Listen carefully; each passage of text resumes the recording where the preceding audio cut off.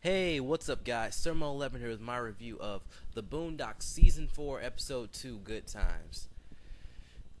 Now, this episode felt more like the Boondocks. I'm not falling into the whole thing about, oh, the show has changed without the creator, because I'm not sure and I don't know. I'm going to wait 4 or 5 episodes and then I'll say, I'll give my judgment on whether or not I think that the show has changed. Because to me, this felt like a normal episode of Boondocks. And really, I know last week's episode was kind of bad, but I mean, not every episode of the Boondocks is golden. So, yeah. On the last episode review, I got some hate, and I guess a little bit of the hate was justified, just a little bit. But yeah, I turned the comments off because I really don't want to hear that crap. And then some guy, he even went to my other Boondocks video to leave a comment about what I had said, and I didn't like what he said, so I banned him.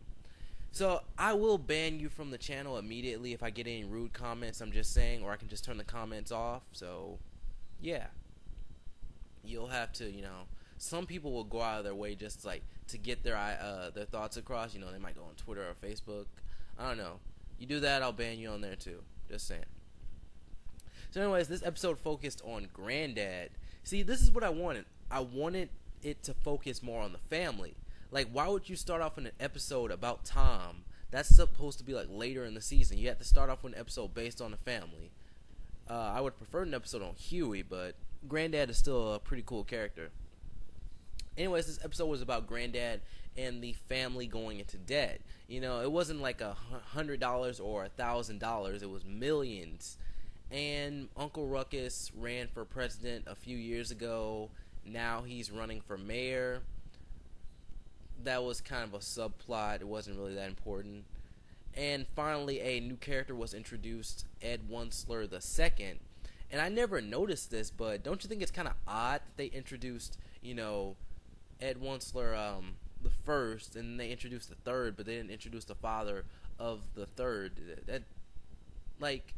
Now that they brought it to my attention, that doesn't make any sense at all. Like, it seems kind of odd to introduce the grandson and the grandfather, but not introduce the father. So, his character, he curses in every sentence, like nearly every sentence, and he appears to be like a murderer or something.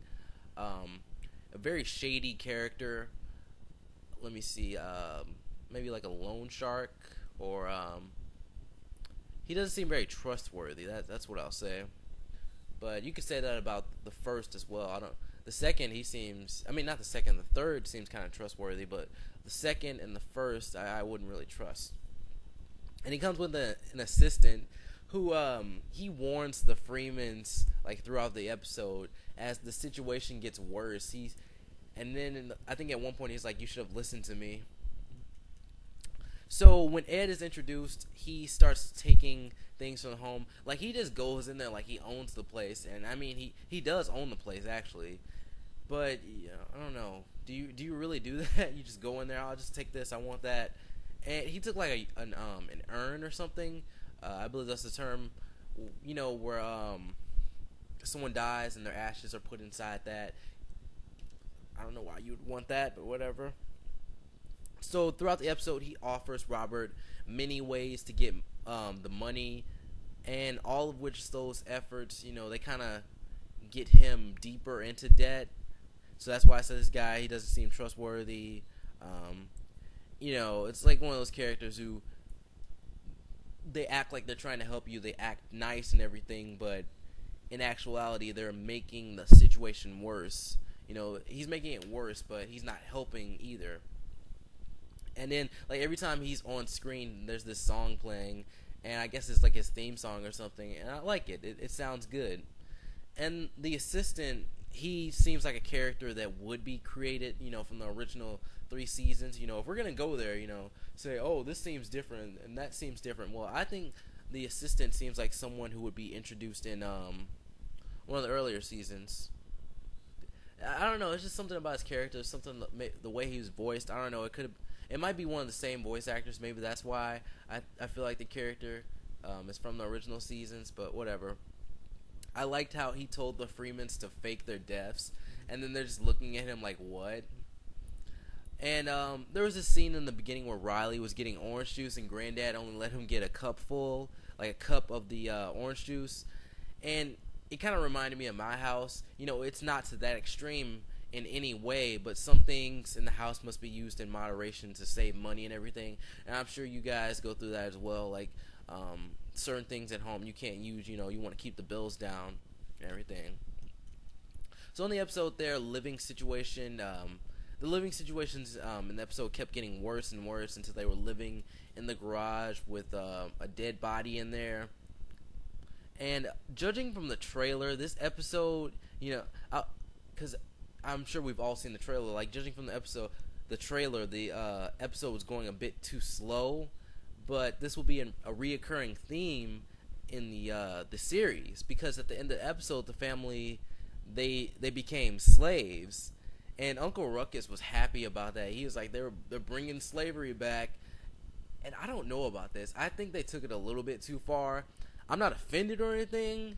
It's just like, things like that aren't okay. Like, I can see this being an episode that gets banned just because of that last part.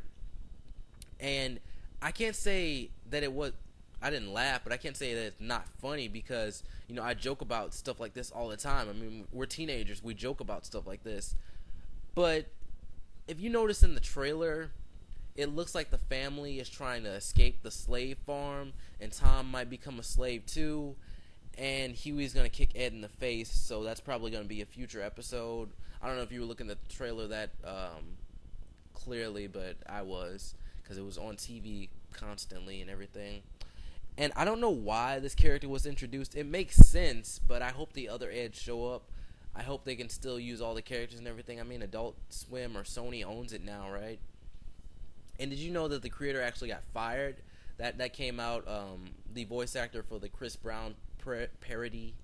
Yeah. He's gonna be like the Human Torch in the next Fantastic Four movie. He's a black guy. He said that Aaron got fired, but that's all he gave, like, detail-wise. And I'm almost done. I didn't get the Good Times joke. Like, I think that's an old black show.